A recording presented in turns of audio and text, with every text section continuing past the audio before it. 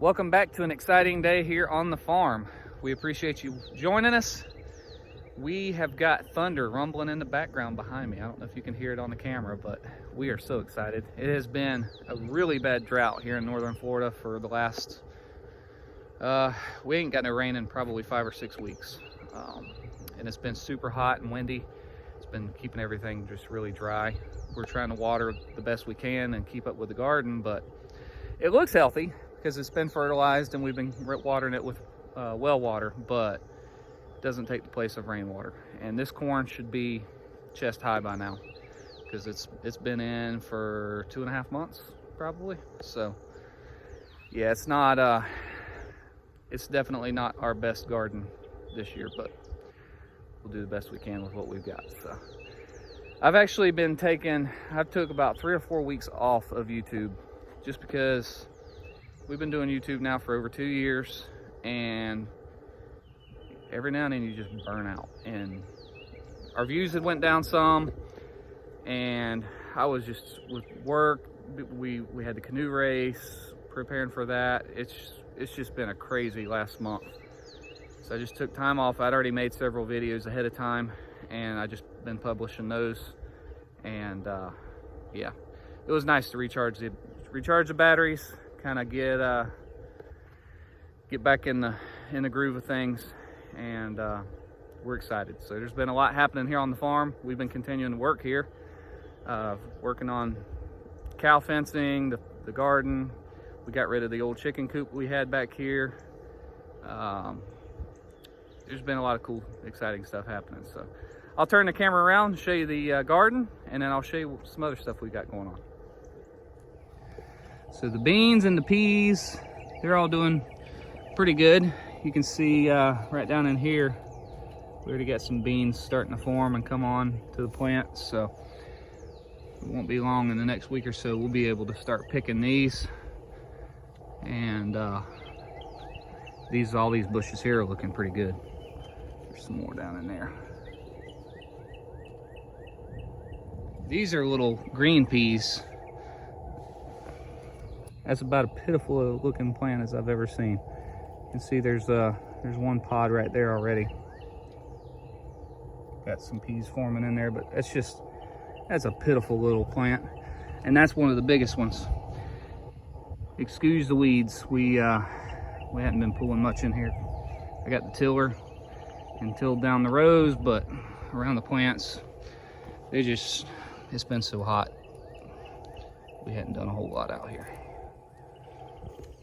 So the corn is looking really nice. Now we do have bugs starting in here. As you can see, it's classic Florida. Growing anything in Florida, you're gonna have bug problems. Now I just did, I did some 7 dust, which is not my favorite thing to do, but it seems to be the only thing that'll get rid of these moths or caterpillars, whatever it is that's getting down in here. And they'll actually eat the whole inside of the plant out and kill it. But you can see there, it's already starting to tassel out, and that's about 2 feet tall. This is Silver Queen, so it doesn't get super tall, but it's usually taller than that whenever it starts to tassel.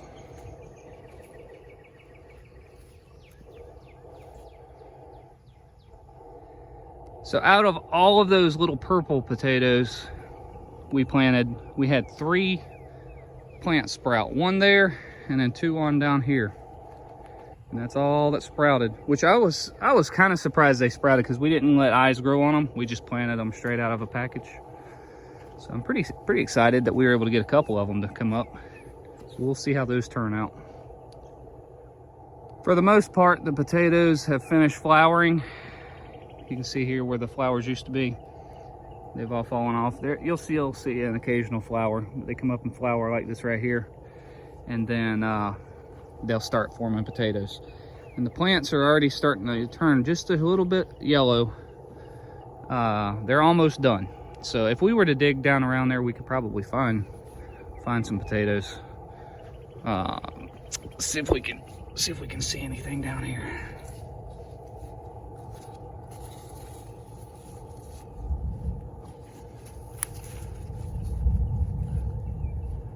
Just gotta dig careful.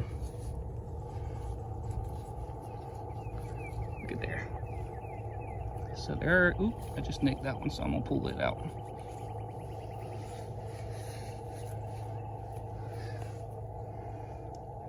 So we've got some in there already. And you can just dig around and pull out what you need, and the rest will keep growing. But there's definitely, we already got some taters ready to dig, so we'll start using on those. That's like perfect size for throwing in a pot of green beans. The okra's not doing so good. This one's finally starting to take off. We got a few that are starting to finally take off, but again, this has been in the ground for 2 months. It should be a couple feet tall. So everything's a lot slower this year for sure. The cucumber vines are looking nice.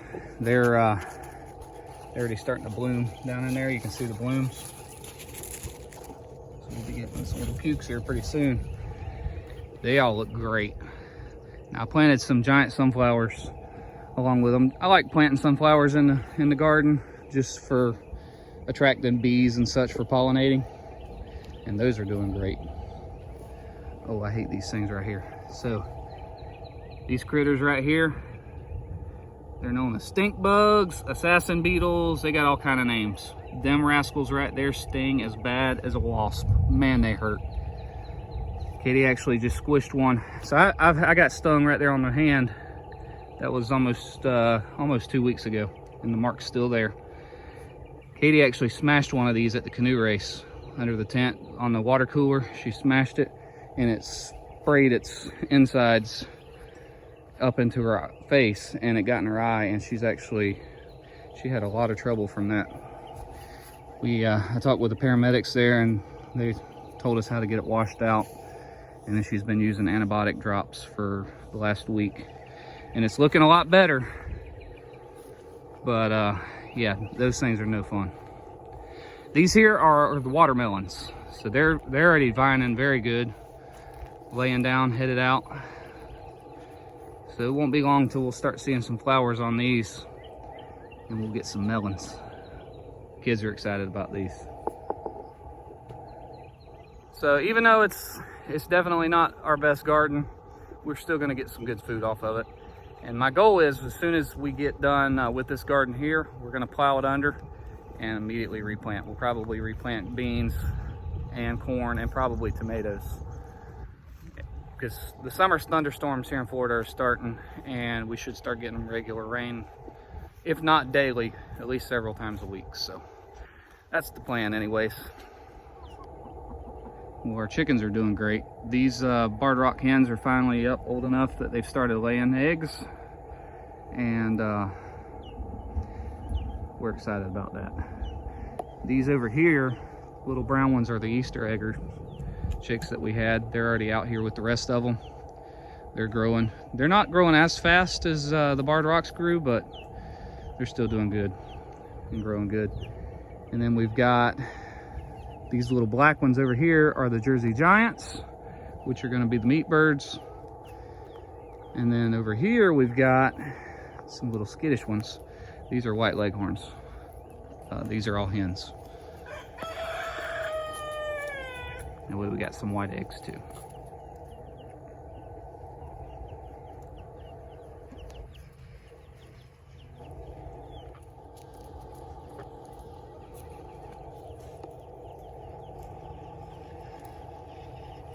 What's he doing?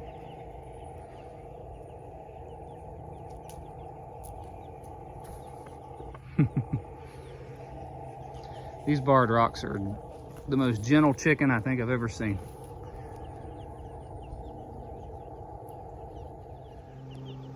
I think with all of the new babies that we've gotten and put out here, we're up to like, I don't know, 24 chickens, something like that. So we're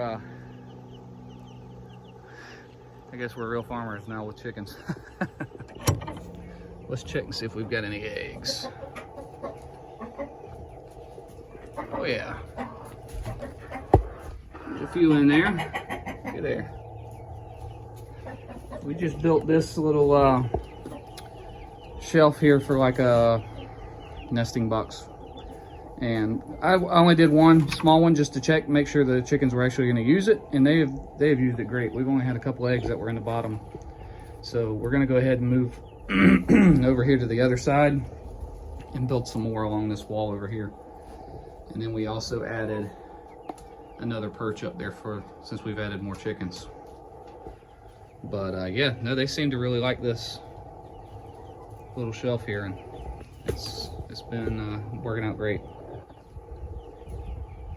We've also been working on the end wall here of the pole barn, trying to get the wood up, and then we can get some metal put up here. That way this whole barn can be closed in, and then we can do the siding on the front, and then this will be done.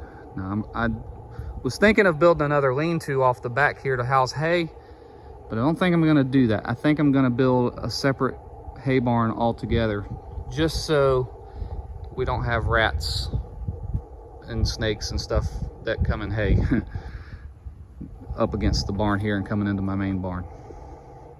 We're probably gonna build right back here behind this barn and back by the new chicken coop. We'll just build a separate little hay barn there to store everything in. That way it's away from everything. I absolutely hate snakes. I don't care if they're poisonous or not poisonous. I don't care. And I do not want to be working on my equipment in there and eyeballing face to face with snakes. So that's a no-go for me. If you look out here in the pasture, you'll notice there's another calf out there. So last week we added this little girl to our herd, our small but growing herd. She's another little Angus calf, and she's about 4 months old, I believe. And so we've got another companion for our other two mama cows out there. They're growing and doing great. They're so the new one's about 4 months old, and I think our existing calves here are about 8 or 9 months old, if I remember right. So we're pretty excited.